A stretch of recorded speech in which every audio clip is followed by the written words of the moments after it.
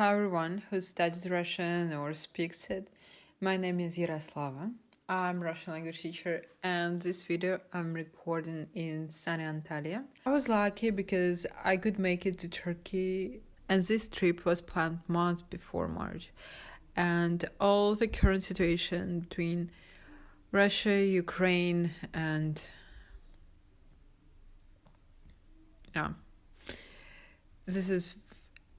all of this is extremely devastating, and I've shared some of my thoughts about the situation in my Instagram.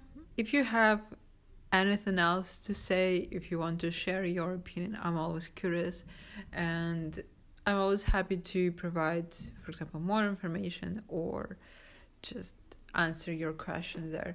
One of the most common questions now from my students or from my friends who are not Russians and who studies Russian, where to go, because for a lot of people it was great motivation and goal to go to Russia, and we know that, oh my god, it makes me feel kind of sad about it, because I love Russia and I'm proud of its heritage. I'm biased, I understand, but I think Russian culture, Russian art is one of the greatest in the world, and Russian language is something extremely unique. Okay, every language is unique. Okay, let's be true here. But I think Russian language is unique, deep, and interesting, fascinating thing to learn about and to go deeper into it. Friends, non-Russian friends, students, they're asking me where they can go, what to do now, because most of them, they want to go to Russia for obvious reasons. It's just not possible now. And even if you will go to Russia somehow, it's kind of a question what you will be doing here, because for example, bank cards, MasterCard or Visa, they won't be working, probably, very likely. Instagram isn't working. A lot of restaurants, stores, etc. I'm recording this video on 17th of March, and tomorrow, 18th, and day after, 19th, there will be women anti-military, not event like flash mob, but it's not flash mob, I don't know how to say this. So in this video we'll be talking about countries, cities where you can go to practice your Russian. The whole video will be in Russian as usual. I think it's time to start speak Russian, I guess. Сейчас меня часто спрашивают мои студенты или мои друзья, иностранцы, которые хотели поехать в Россию, что делать сейчас? Потому что многие из них хотели поехать в Россию, чтобы практиковать свой русский язык. Или они учили русский язык, чтобы поехать, собственно, в Россию. Сейчас поехать очень сложно.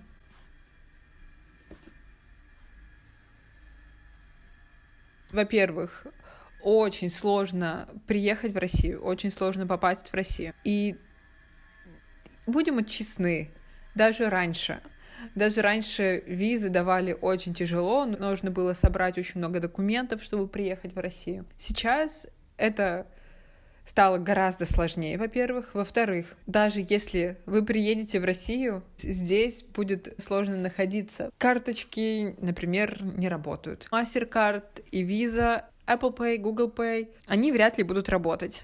Очень многие привычные магазины закрыты, а какие-то музеи в России тоже закрыты. Вероятно, что это будет продолжаться. Вероятно, что ничего не откроется. И будет очень много бизнесов просто закрываться из-за действий Российской Федерации на территории Украины. Это все, конечно же, очень грустно. Однако есть достаточно много стран, куда можно поехать и найти там условия, чтобы попрактиковать свой русский язык. Можно разделить эти страны на две группы. Первая группа — это страны, в которых много кто говорит по-русски из-за каких-то исторических причин. Например, была в составе Советского Союза, или у этой страны были очень тесные культурные связи с Россией, или была огромная волна иммигрантов из России. И еще вторая группа — это страны, в которых очень развита инфраструктура именно для россиян. русские туристы приезжают в эти страны. Поэтому разные гостиницы, рестораны, магазины, в общем, вам всем помогут на русском языке тоже. И начать этот список я хочу с Чехии.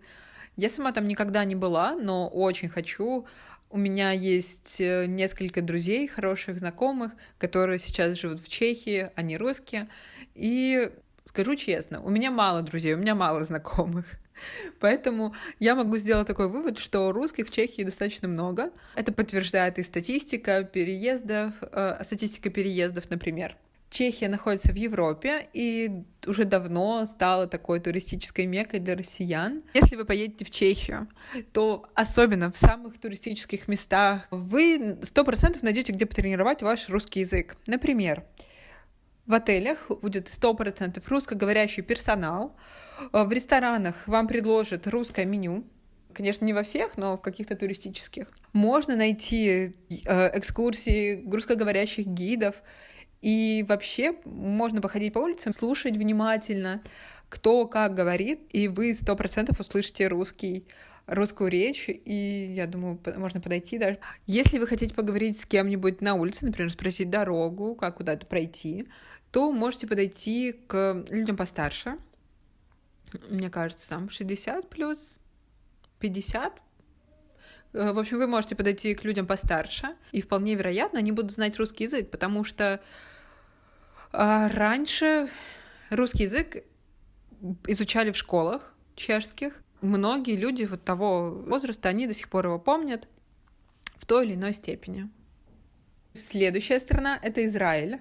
В Израиле я была, и могу сказать, что, зная русский язык, вы там точно не потеряетесь. Конечно же, я не говорю про английский.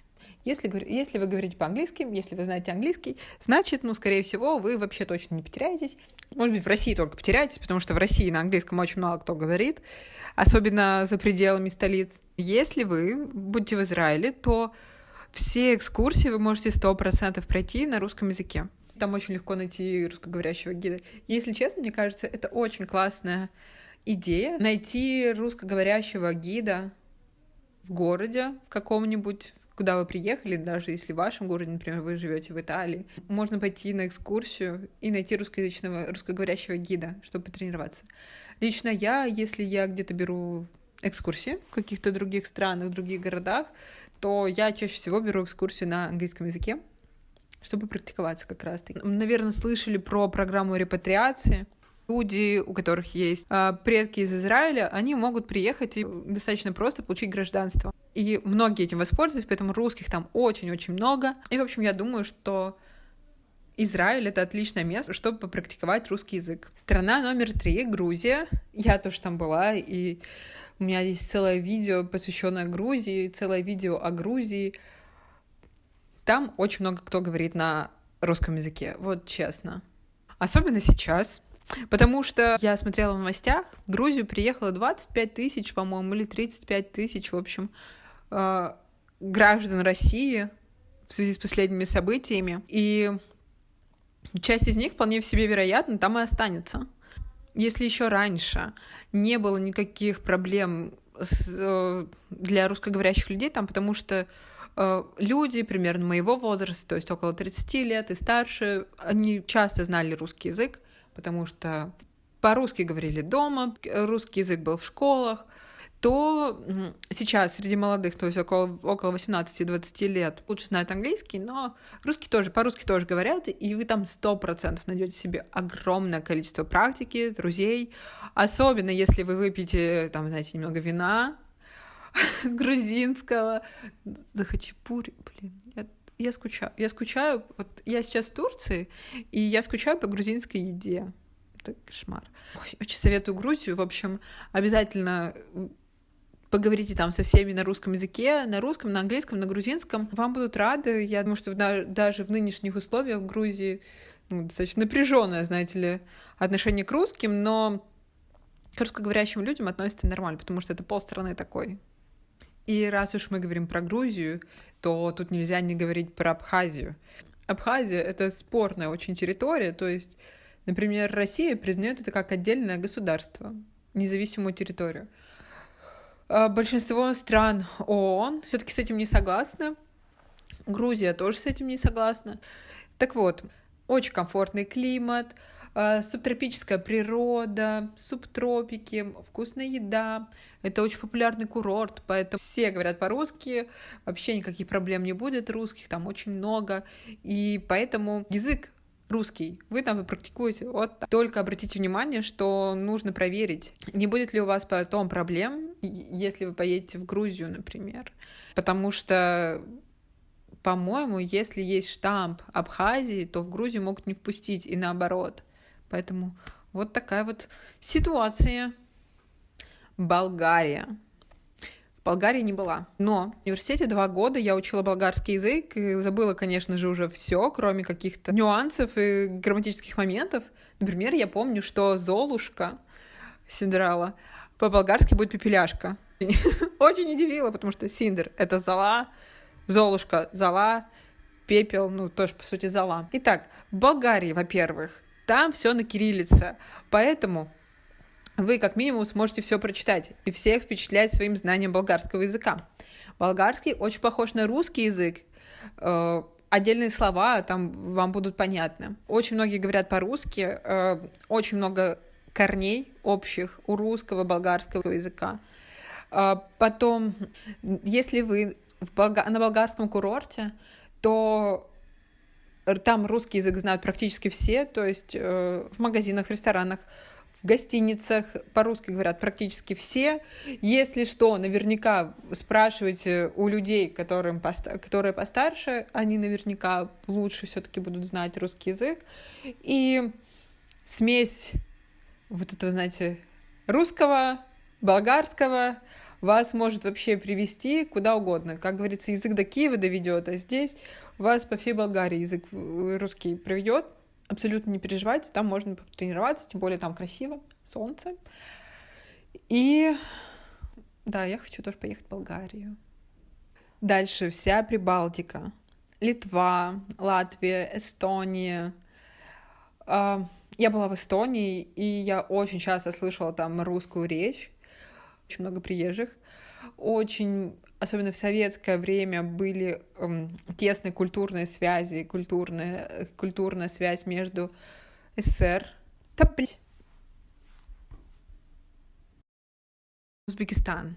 Следующая моя рекомендация — поехать туда. Узбекистан, Казахстан, Туркменистан, в общем, эти все страны бывшего Советского Союза. Например, по-русски там говорят практически все, в столицах практически все.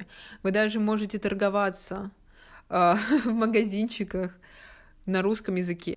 Я мечтаю туда когда-нибудь доехать и посмотреть, потому что то, что я слышу про эти страны и какие они красивые, какая у них архитектура, культура, искусство, это что-то невероятное. Поэтому если вы хотите попрактиковаться в русском языке и получить вообще непередаваемый опыт, то это туда. Итак, это были страны, в которых очень много людей говорят по-русски по историческим причинам, потому что были очень тесные такие культурные, исторические связи именно России, этой страны. Но есть огромное количество туристических направлений, где по-русски говорят просто потому, что там много очень русских. Например, Турция. Сейчас я нахожусь в Анталии. Мне кажется, что я слышу русскую речь здесь чаще, чем любую другую, если честно. Тем более, что я нахожусь в районе Коньялты. И этот район очень знаменит тем, что здесь очень много русских, особенно в данной ситуации, когда очень много русских людей уезжают из России, то они приезжают в Турцию, в Анталию и часто останавливаются в этом районе. В общем, если вы поедете, конечно, в Турцию, в Стамбуле есть 2 района, я сейчас скажу, как они называются, Лалали и Аксарай.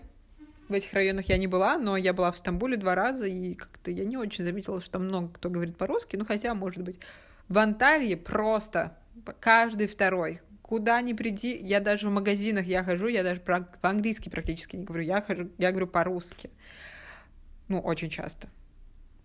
Вообще, в общем, едьте сюда, если вы не знаете турецкий. Анталия, Коньялты, Аще. Еще в море поплаваете. Супер. Таиланд. Таиланд — это такое направление, очень русское, особенно Паттайя или Пхукет. Это именно те места, где нужен интернациональный общий язык. Сами тайцы, они не очень хорошо знают английский язык, поэтому вы будете общаться на какой-то смеси.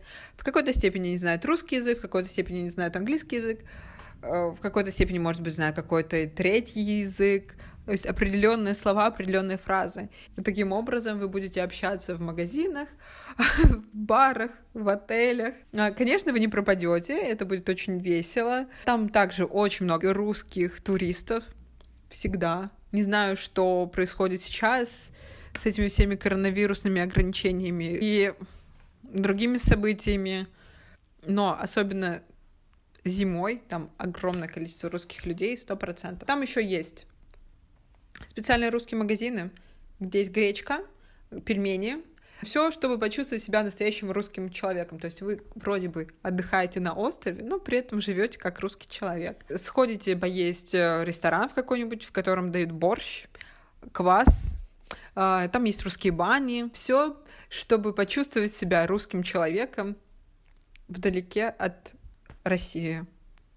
Если вы сторонник здорового образа жизни, различной альтернативной медицины, различных альтернативных практик, тогда вам точно нужно ехать в Индию, в Северный Гоа. Это регион, там очень много русских людей, особенно тех, которым очень интересна вот эта вся индийская культура, медитация, йога, серфинг, аюрведа, вот эти все направления. И если вам тоже нравятся подобные вещи, то вперед в Северном Гоа вы спокойно поговорите с русскими владельцами ресторанов, отелей, сувенирных магазинчиков, еще и покатайтесь на серфинге, курс медитации. Все, как мы, русские люди, любим, правильно?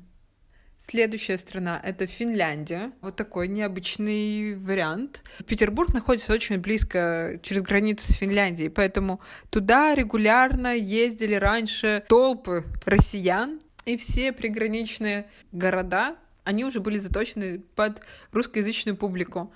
Поэтому магазины, отели, спа, там вас прекрасно поймут и на русском языке, помогут решить какой-то вопрос. Я была в Финляндии, но я была в Хельсинки. По-русски со мной, правда, никто не говорил, но не так, чтобы я как бы особо и пыталась с кем-то поговорить. И 3 последних страны — это Испания, Греция и Кипр. 3 страны, в которых очень много туристов из России, поэтому аналогично отели, магазинчики, экскурсии, все на русском языке вы можете найти. Это только в туристических регионах. Но если вы ходите куда-то за пределы туристических мест, по-русски там никто с вами говорить не будет, скорее всего. В Испании, кстати, очень большое русскоязычное комьюнити как раз людей-иммигрантов. Найдете себе друзей от таких. Ну, я не шучу, на самом деле классные люди. Вообще, мне так нравится, что мы живем в таком интернациональном мире, что можно поехать вообще в любую страну и быть как дома. Но только едем в другие страны только с хорошими намерениями. В общем, я надеюсь, что это видео вам помогло, дало какие-то подсказки, что можно делать, куда можно еще поехать. Пишите мне в Инстаграме, если вы хотите что-то обсудить. Я была всех рада видеть. Много времени прошло, в общем, всем мир. Поэтому я могу сделать вывод, что да, там очень много русских. К русскому языку. Чё я несу?